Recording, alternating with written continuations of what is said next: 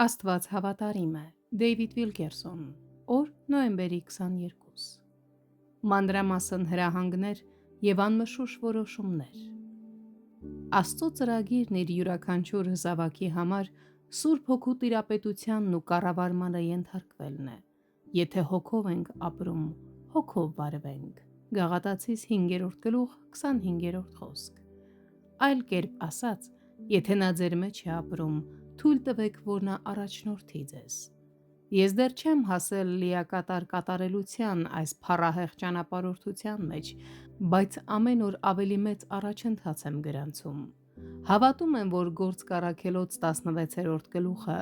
լավագույն օրինակներից մեկն է այն բանի, թե ինչ է նշանակում քայլել Սուրբ Հոգով։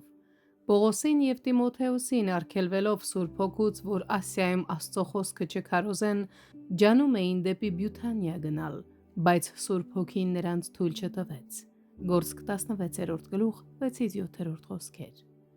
Սուրբ Հոգին հստակ և մանրամասն հրահանգներ է տալիս նրանց, ովքեր քայլում են նրա հետ։ Եթե դուք քայլում եք Հոգով, դուք չեք շփոթվի,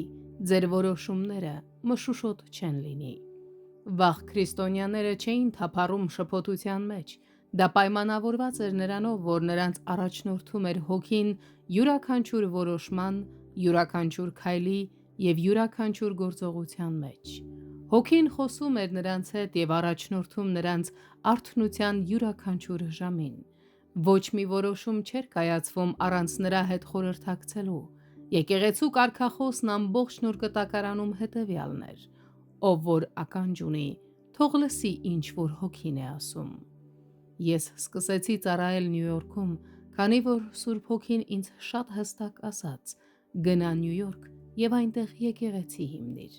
Նա նաև ասաց, թե երբ պետք է գնամ։ Ոչ մի դև կամ չար ոգի չէր կարող ինձ կանգնեցնել դա անելուց, քանի որ Հոգին ինձ մանրամասն հրահանգներ տվեց։ Հիշում եմ, կանգնած էի Բրոդվեյի և 7-րդ պողոտայի միջև լաց լինելով և ձեռքերս բարձրացնելով, և Սուրբ Հոգին ասաց. սա այն տարածքն է, որտեղ ես եկեղեցի եմ հիմնելու։ Հնազանդվիր ինձ, Դեյվիդ, եկեղեցի հիմնիր Նյու Յորքում։ Թայմս Սքվերի եկեղեցին պատահական չէ, այն Սուրբ Հոգու հստակ և մանրամասն հրահանգների արդյունք է։